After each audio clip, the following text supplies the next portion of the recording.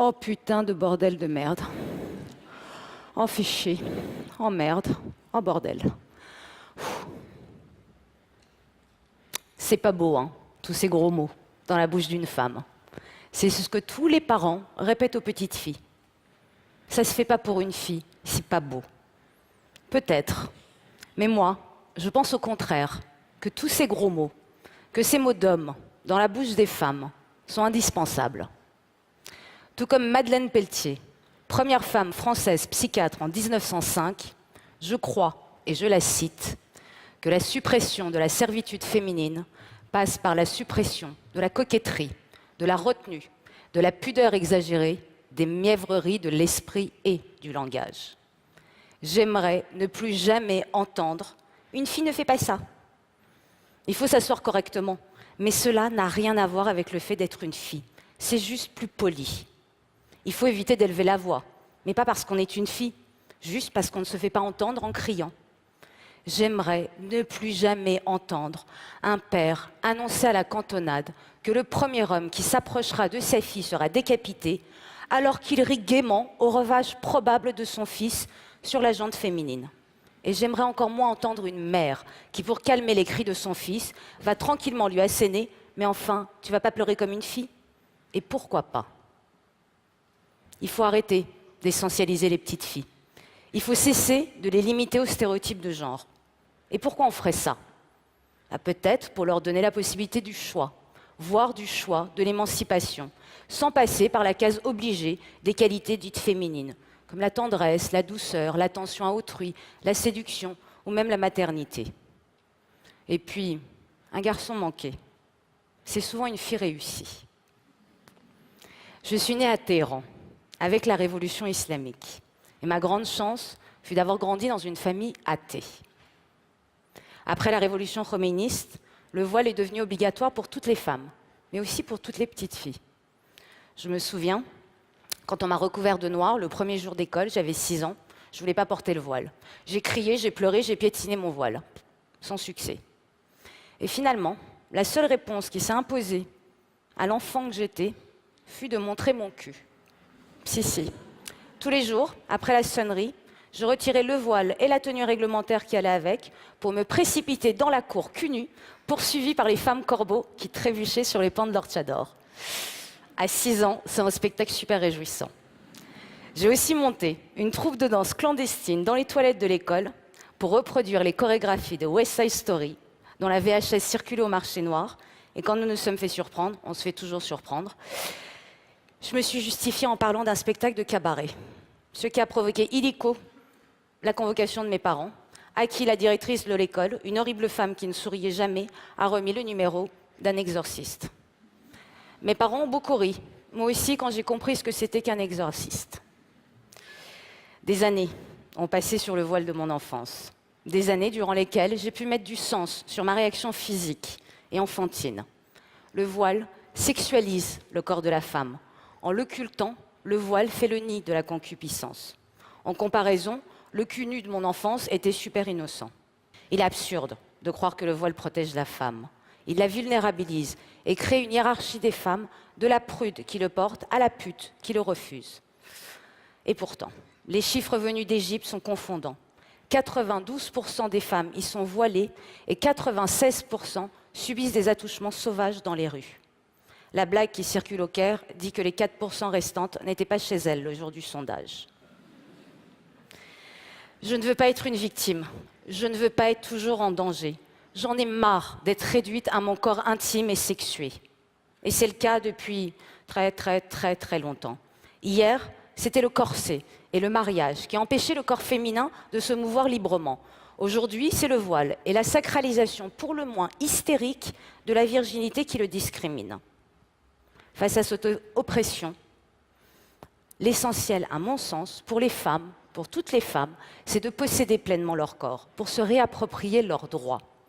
Et c'est pour ne jamais l'oublier que je me répète régulièrement les paroles de Madame de Saint-Ange dans la philosophie dans le boudoir du marquis de Sade.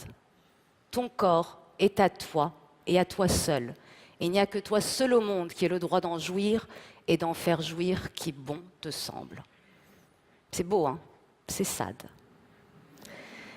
Depuis les Gynécées grecques, ces appartements réservés aux femmes à l'intérieur de la maison, double protection pour le corps féminin, toute l'histoire de l'émancipation féminine peut se lire à travers le passage progressif du corps féminin de l'espace privé à l'espace public, de l'invisibilité à la visibilité. Le travail, le vote, la liberté sexuelle, tout cela se joue dans l'espace public. Et pourtant, on continue d'élever les petites filles dans la crainte de l'extérieur. On laisse les garçons jouer dans la rue, mais les filles, on les cantonne à l'intérieur. Seulement voilà, d'après l'OMS, 1/3 des femmes dans le monde sont victimes de violences physiques et sexuelles, la très grande majorité de la part de leurs compagnons, à l'intérieur. 1/4 des Américaines subissent des violences domestiques, toujours à l'intérieur. En France, d'après les chiffres du Haut Conseil à l'égalité entre hommes et femmes, entre 2010 et 2012, 83 000 femmes ont été victimes de viols et de tentatives de viol. 83% connaissaient leur agresseur et seuls 11% osent porter plainte. Et si elles n'osent pas, c'est qu'elles se sentent coupables. Et si elles se sentent coupables, c'est que leur éducation et leur environnement les renvoient à cette culpabilité. Le philosophe John Stuart Mill, il en faut toujours un, le constatait déjà en 1851, quand il déclarait que toutes les femmes sont élevées dès l'enfance dans la croyance que l'idéal de leur caractère est le contraire de celui d'un homme. Elles sont dressées à ne pas vouloir par elles-mêmes, à ne pas se conduire d'après leur volonté, mais à se soumettre. C'est contre cette soumission que je me bats. Et le système pour lequel je me bats est un système égalitaire. Il n'est pas question d'un système matriarcal qui ne réglera aucun problème, mais reproduira les mêmes mécanismes en miroir. Et puis, une femme ne vaut pas plus qu'un homme, elle vaut autant. Alors, comment faire pour instaurer l'égalité? Non, parce que franchement, en toute honnêteté, c'est un peu la merde quand même. Parce que si tout commence à la maison, tout se poursuit à l'école. Il faut rappeler ici que 2/3 des 775 millions d'analphabètes dans le monde sont des femmes.